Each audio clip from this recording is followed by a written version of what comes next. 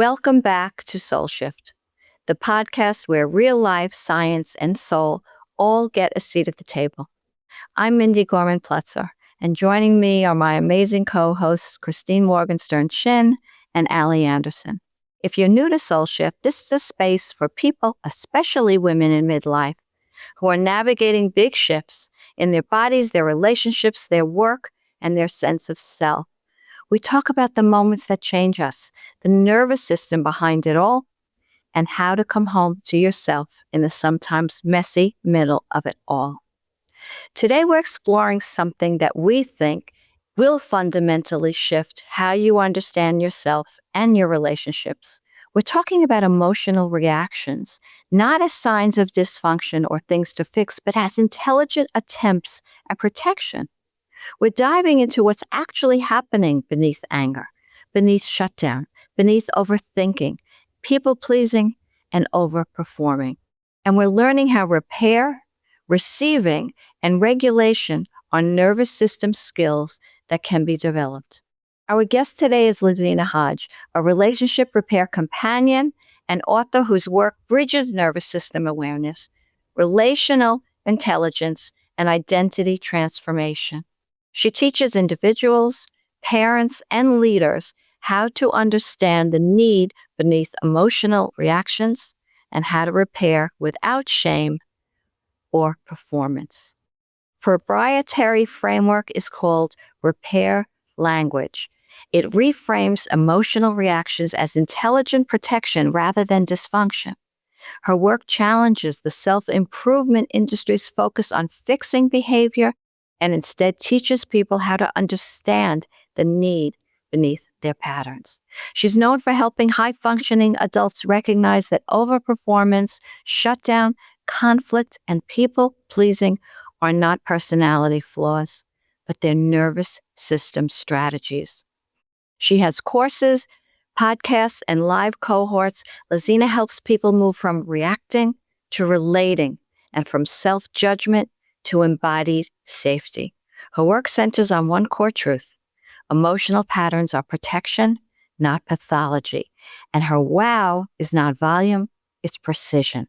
She gives language to emotional experiences people have lived with for decades, but never understood.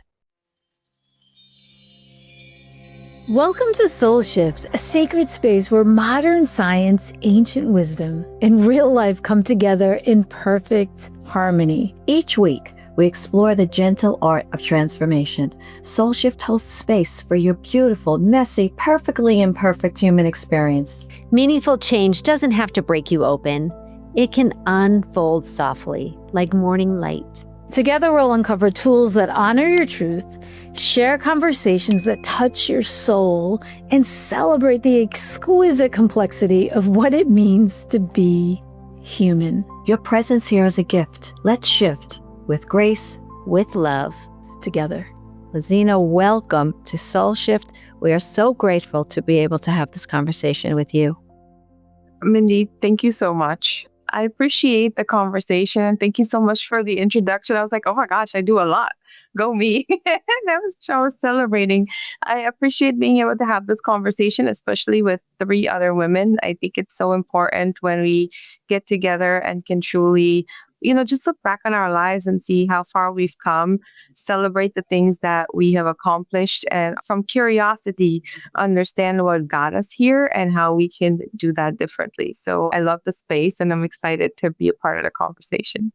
Oh, it's wonderful. And what you bring to us is such a paradigm shift from how most of us were raised, right? One of your core teachings is that every emotional reaction is actually protecting a need, right? And so many of us were raised to suppress or just move beyond painful and uncomfortable emotions to get over it, as so many of us were told, right? To avoid what could end up being a volatile reaction and to see such reactions as problems to fix. So help us understand how to identify the need that's beneath an emotional reaction in real time. And what does it actually look like when we're triggered? I like to use myself as an example. Like you made a good point about we were taught to suppress our emotions for so long and we weren't really able to express that. And for me, what I learned was I was always angry, and the way that I would go about it would destroy relationships. And when I started to look deeper into the what is beneath the behavior, because we sometimes associate emotions and behaviors to be the same thing when they're actually separate. So as I learned how to separate my emotions, I started to learn more about emotional needs and how important they are, because we all have emotional needs that have been gone unmet since we were babies and we just didn't know that. And one of the ways that I like to come back to that is if I notice that I'm getting upset, or if I notice that there's a hole in my chest, I feel a lot of attention to my body. And so whenever there's something that's happened, so Mindy, let's say you and I get into an argument, and in that moment, there's something that offended me. I am going to have a reaction in my body where it's either in the bottom of my heart, I like to call it, and it pulls down, or it's a tightening in my core, and it just doesn't feel well. And if I go and I react from that, in that moment, what is it that is happening? Is it that I don't feel heard? I don't feel understood. I am trying to earn your validation. I am trying to prove my point. I am essentially making my need in that moment something that you're responsible for instead of going within. When I learn that that is my responsibility, well, then what is it teaching me? Most of the time, I would say that sometimes it's a boundary. I'm allowing something to happen in my life that I'm not okay with. I'm allowing you to speak to me a certain way that makes me feel disrespected. When I learn to pay attention to my body and what my emotions are telling me, anger often tells me I'm passionate about something, or I'm not feeling heard or understood. And when I'm not feeling heard or understood, there's another layer. I'm thinking that our connection is at risk. So I need to get you to see that I mean well, and that's not how I'm taking it. And this is not the direction that I want to go. Please hear me. But that comes out as you never listen to me. You're not hearing me. I'm not important to you. But ultimately, the connection feels at risk. I'm feeling abandoned. In repair, you are important to me. So it's important for me to be able to switch that and say, when you said that you don't value me and this space is not safe anymore, can I get some reassurance that that is not true? Or can I get some reassurance of the ways that you are putting in effort that I may be blinded to, that I'm not looking at? And so that takes a level of awareness, because I also need to understand my emotions first. I need to know what my needs are, how to meet them, so that when I'm in relationships with you, I don't go and set that down for you to say, I'm not allowing Mindy to talk to me like this ever again. But instead of, well, Mindy maybe spoke to me that way, but what was my part in it? How did I contribute to this connection that's happening? And what is my relational responsibility to change that outcome? So what you're talking about really is, again, as comes up so often here on Soul Shift, relationship to self. It must start with relationship itself. There has to be personal development first before they can be group development. And so the personal development aspect of it is repairing within myself too. In that moment when I am feeling unheard or I'm not feeling valued, I need to be able to affirm that I am valuable, and not have that replay in my head that says that I'm not important to someone, or make that belief what I respond from, but more so, Mindy loves me. I have a great relationship with her. It's okay that we can have a moment of misconnection. Something might be going on, and that doesn't mean that this relationship is at risk, that I need to completely abandon myself in order to make the relationship work. Or the opposite, which is, how am I showing up for Mindy as well? Thank you for that. I'm enjoying this conversation, and there's something I want to touch on that I see a lot in my work, and I've experienced in my own life, and I'm sure many people will feel the same way, is that we repeat patterns even when we intellectually know better, right? So we know we shouldn't people please, but we do it anyway. We know we shouldn't over-explain, but we just can't stop ourselves. We know we shouldn't shut down, but our body does it before our mind can even intervene, right? So, why do we repeat patterns when we intellectually know better?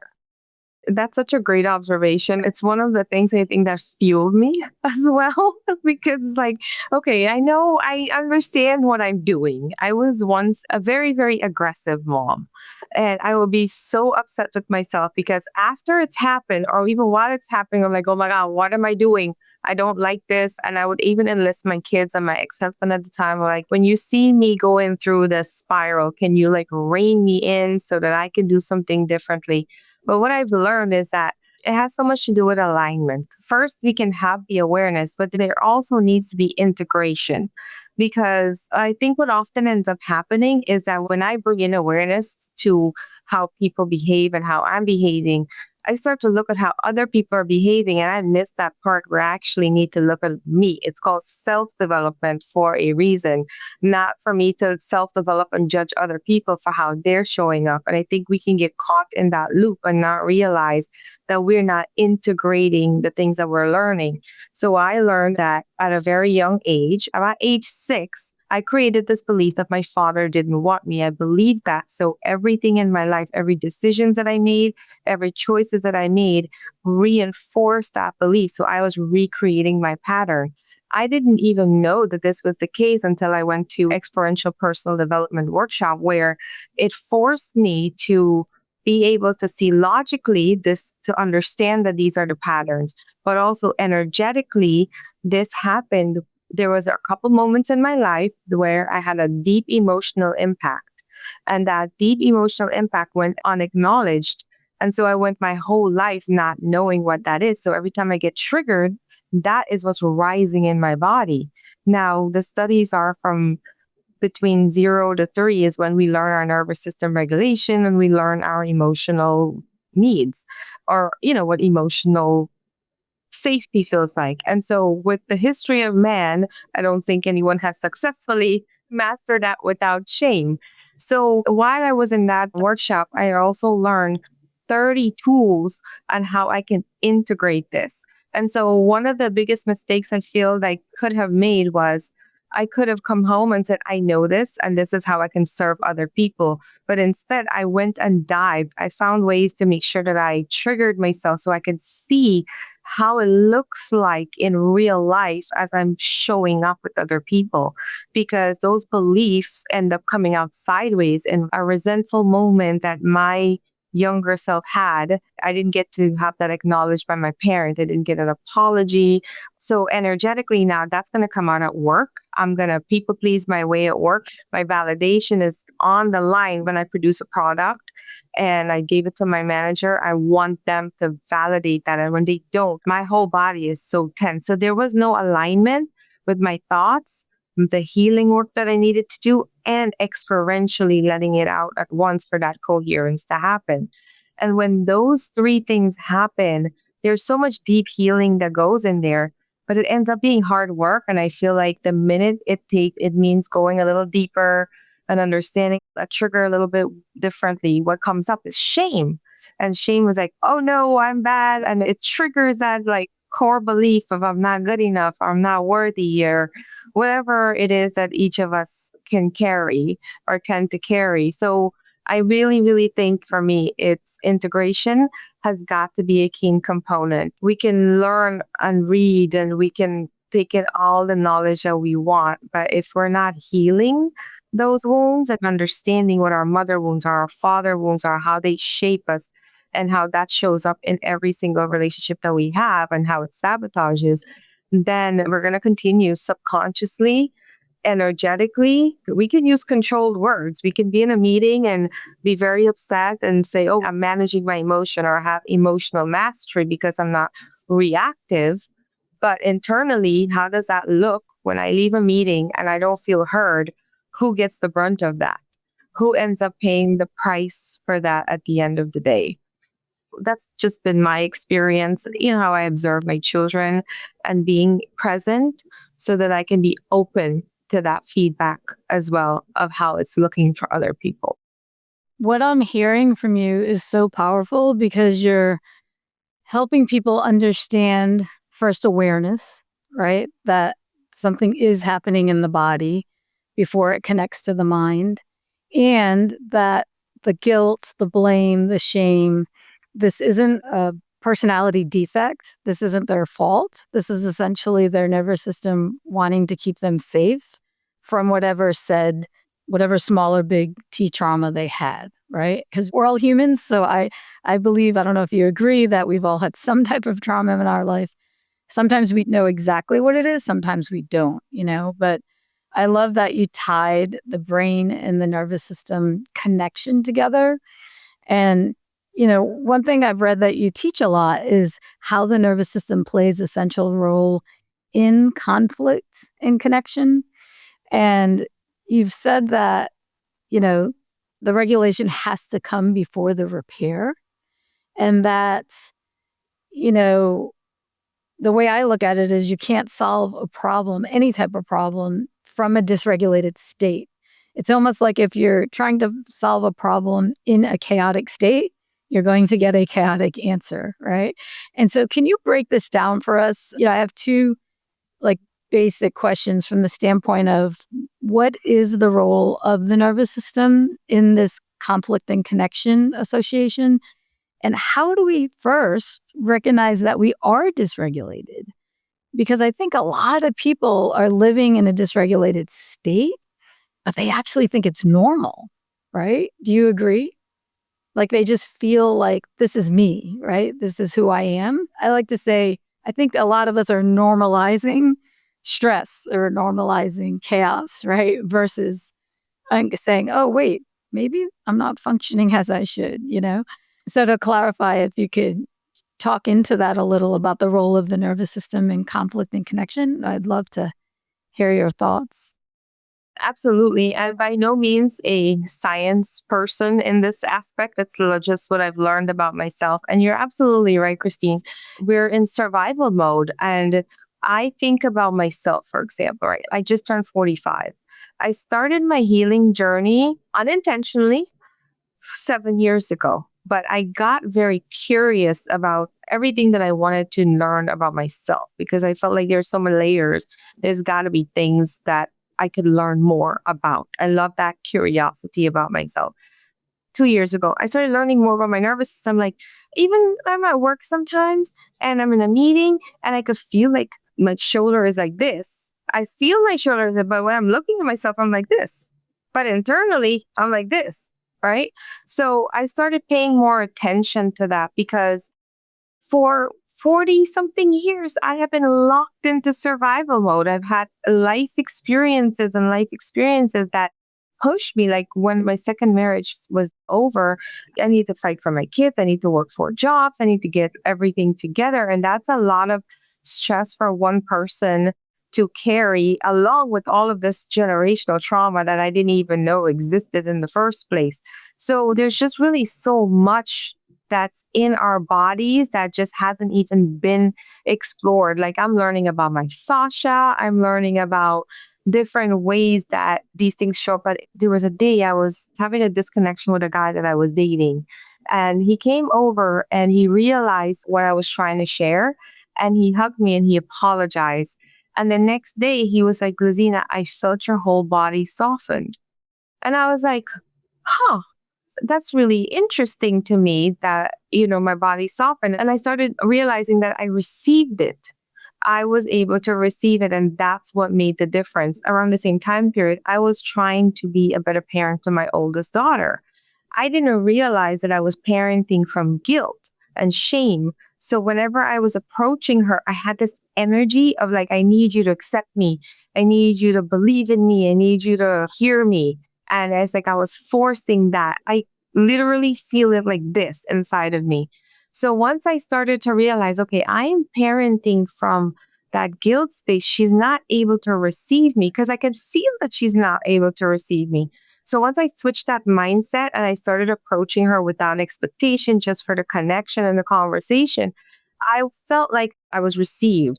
Now, me personally, growing up, what I learned is that 0 to 3 thing, right? That's when we learn our nervous system safety and emotional needs. But by age 7, our limiting belief starts in. And by 13, we hone in on that. That's our identity now.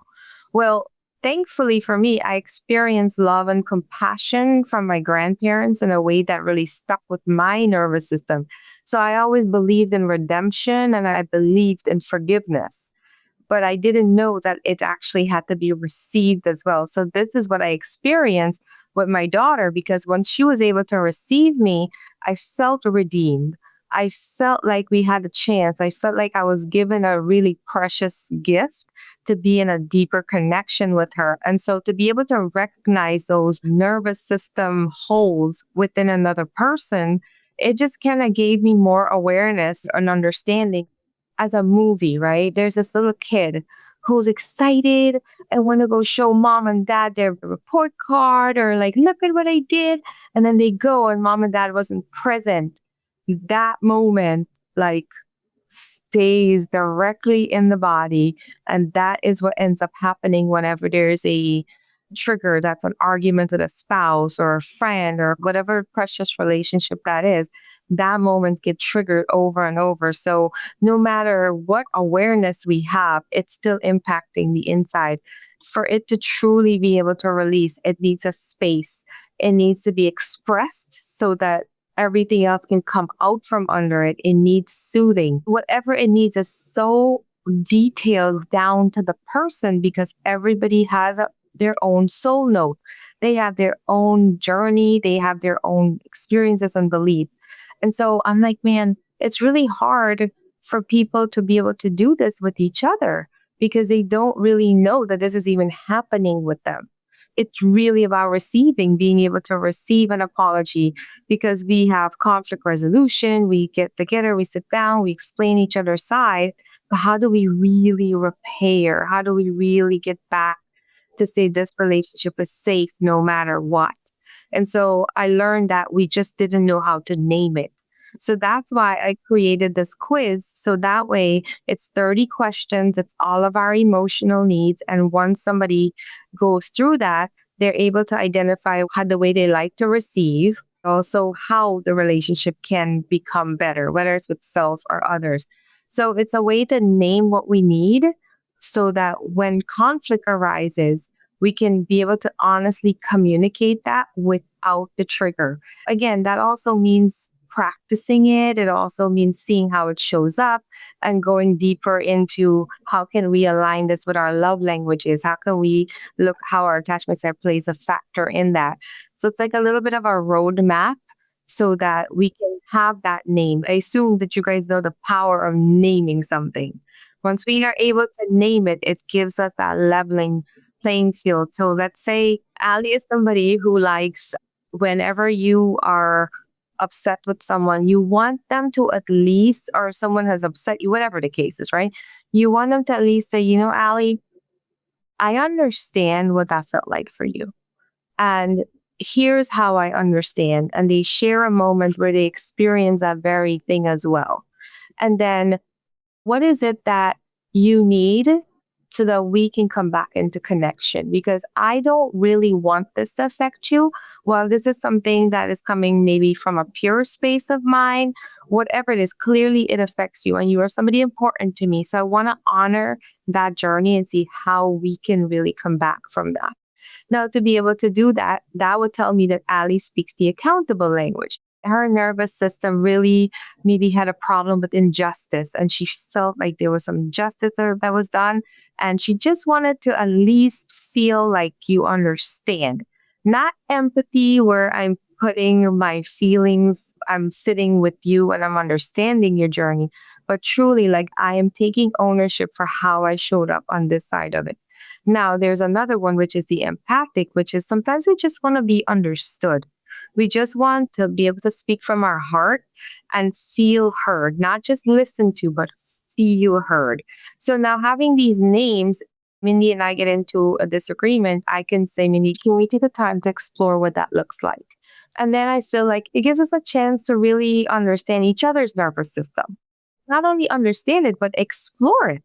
Because what happens from 0 to 5? What environment did you grow up in?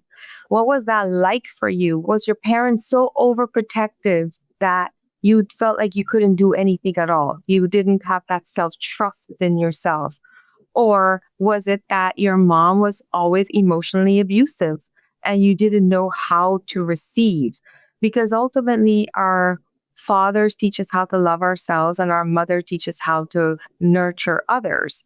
And so if those core things hasn't happened in childhood, then you're going to have a whole new makeup. And I would like to explore that. I want to see your life as a journey. I want to be along for the ride. And I also want to know how you can receive support. Because if I'm offering clarity, but you want to feel witnessed, that is not going to feel supportive to another person's nervous system. And that can also mean that the person who's offering it is going to feel rejected, or they're going to feel like their efforts not being matched. There's no reciprocity. And that causes more disengagement than it does bring us together. I'd love to highlight a couple things that I think are really strong takeaways in that.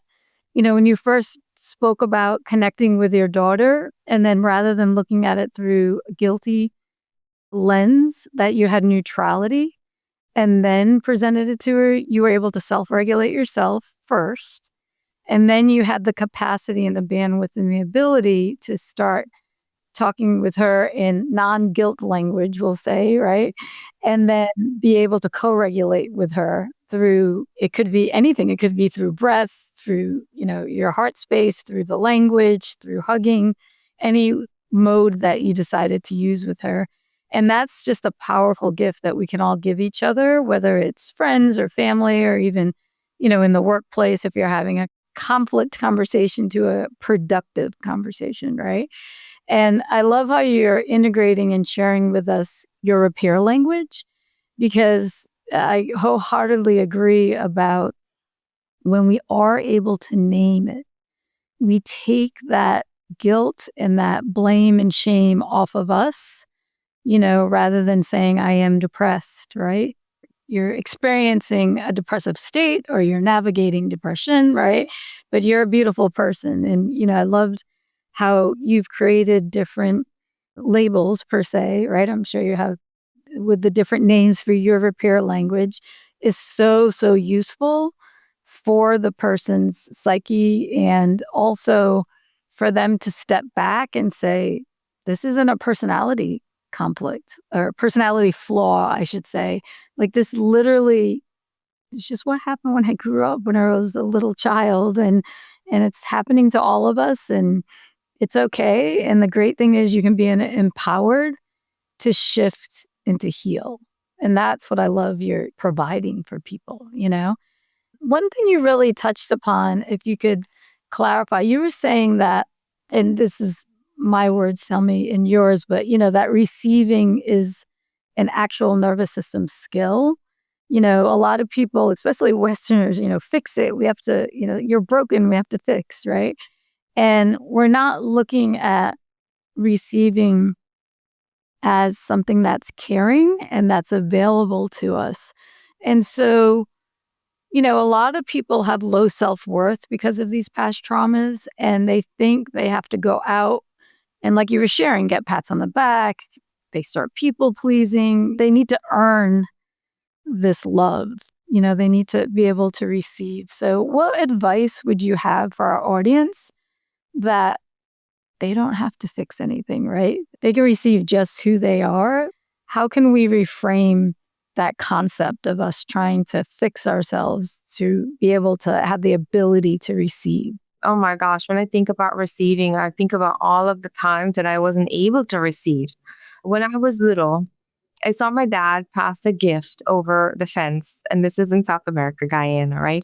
And so, it's like Christmas time, and I thought, oh, it's a doll. I saw the doll, and I thought it was for me. Well, later on, I found out that the doll was he had a daughter with someone else, who's now my sister, and I shunned her for my whole life. But in that moment, right, I created a belief that around gifts. And so, oh my gosh, if you talk to my ex-husband or anybody who has ever tried to give me a gift, immediately, I don't want it. I don't want it. And I didn't know why I didn't want it. So I was doing this deep dive with my daughter. We did the love language test. Her and I both scored 0 for gifts receiving. And I was like, well, why is that? So we kind of started exploring. And she said that when she was younger, receiving often came with a little bit of ungratefulness. I would say look at all the things that I've given you. Why aren't you appreciative of this? Or you should be thankful of that. And so her, of course, nervous system, her emotional needs all came and said that I'm a burden for receiving gifts or wanting gifts. And for me, that moment meant that my dad didn't want me. I was like, nope, I'm never ever receiving gifts ever again because that's what it brings up for me. So that blocks me from receiving anything. My ex-husband bought me a cake for my birthday because it was a cake that I didn't like. I threw it away. Anybody buys me a gift, I will put it in the closet because I'm like, why are you giving me this? And there was so much resentment that came with it. It was like, it's not practical. I can't even use that. But it was like, I attached my worth to that. And so what I've learned is like, I can do that differently. Now, when I receive gifts, I open it. I take the time to think about what the person's intention was, that they actually thought of me. And this is an act of love. So my experience with receiving has really truly been going back to my love languages and understand how my sabotages and my avoidant tendency like really impacted that. And I also realized that I wasn't broken. It wasn't that I was broken. Every time I had something that needed to be expressed, I was given maybe a recipe book to solve it, or someone's offering a solution, and I wasn't feeling heard. So I needed to do that work internally so that I can hear myself, I can validate myself. So when someone is offering feedback, I can receive it for what they are observing and not as an identity attack that something is wrong with me. At any given time, whenever something, the one of the best experiences I've had in my personal development journey or my growth journey has been when someone sat with me or spoke to me, held that space, and let me know that I'm okay. And they have also been through that. And was like kind of in the mud with me. And then I was able to receive. Because when I'm being thrown with solutions or anything like that, that doesn't really make me feel safe enough to be able to do that. So at any given time, it's not that we're broken. It's not like I was flawed. Like I can say I was doing it wrong, but I also needed to look and see how I can do it right. Not just look at the wrong. There's so much grace and compassion that's needed along the way because I faced things about myself that I didn't like, that I didn't appreciate, that I was ashamed of, I had deep regret about. In facing those regret taught me about the things that I value, that I honor. It told me when it's time to take action, when it's time for me to be able to say powerfully, this is what I want and this is how I want to do it with love and compassion. So it's an inward exploration instead of a broken. It is a discovery, a true discovery of who we are. And that's what makes it even more unique because at the end of that, it's like, oh my gosh, I was completely fine. I just wanted love this whole time. And this is me. And this is, I get to embody this and I get to share this with other people. I get to be in better connection instead of the, oh, I'm a flawed, I'm being blamed, everything's wrong with me. It's such a fine line. But I really, really believe that honing in on those very feeling and go down, go deep, exploring it. It's beautiful. It's truly, truly beautiful. And I hear a lot of forgiveness in there too, through your discovery. Thank you for sharing. Yeah. And Laziena, I'm going to switch gears a tiny, tiny bit, but it's one of the questions you wanted us to ask you that I read and was like, oh, that one's an important one. And I think it's especially important for those of us that are navigating more challenging relationships. But I would love to hear your thoughts on what does repair look like when you cannot change the other person, right? So when you're sort of stay in this stuck mode of waiting for someone else to change or waiting for someone else to apologize or waiting for someone else to finally see us. So what you're teaching feels very, very different. And I'd love for you to talk into what does repair mean in this context? That's the most beautiful part that I love. For me, self-repair is so, so important. There's going to be people in our lives that are just not going to be able to meet us. We're not able to meet me. And that was a journey that I had to go within and really reparent my inner child because I had put so much of my worth into someone else. And then I did it intentionally too. I was like, this person is valuable. I love and I appreciate them. And I need to show them in my effort that they are the person that I care about. and my efforts. Well, when that wasn't being received, it was heartbreaking. And what that heartbreak taught me was that there's a moment where there's this little girl inside of me who just wanted to be loved. And she's been waiting on me to show up for her. And instead, I was showing up for other people and I was showing up for other people and I self abandoned in those moments. So it's really going back to in the repairing of that. Unfortunately, we are going to have people that are going to come out of our lives. We can't change that. That is part of alignment and flow. And it is heart wrenching, but it is also being able to meet that version with, I understand inwardly. Sometimes I take my little girl out and I carry her around, like, brushing my teeth, we're brushing her teeth, like, put her in the car, put her seatbelt on. And that kind of practice helps me really like take care of her. Why are you sad? Well, I'm sad because I really wanted love and I really, really liked this person and I really valued them. And now I get to reparent because I was operating from such unconsciousness in the first place. So now I can be intentional with how I repair with myself and look at the relationship for how much I sacrificed her self-worth, that part of me, how much I didn't take care of her. It's like we have taken radical self-accountability in a way that takes back the healing to me being able to give myself what I need in order to grieve the relationship, mourn the relationship, get the lesson and the wisdom that I need to grow even more. Because ultimately, no one's coming to save us. I needed to go back and I needed to nurture that connection within myself. And that is a whole journey of discovery too, because I get to really hold myself really precious. And when I made that connection, I was like, I got you. I'm here for you now. I'm going to protect you and I'm going to take care of your heart. And that means I'm not going to sabotage the love that you want. I'm going to be open to receiving so that you can have that connection that you've always desired and the one that I robbed you of. And also, like, I felt forgiven by her. I felt like compassion. It was such a special moment to have in meditation where I felt that energetic connection in alignment with my thoughts and my feelings and my awareness and the different versions of me that went so far for others. And now I get to meet myself there and not from a place of like, I'm not allowing this in my life anymore. No, no, no, no. From that resistance or that empowerment that can push people away, but from that empowerment that says that connections are going to go. As a child, people have passed away.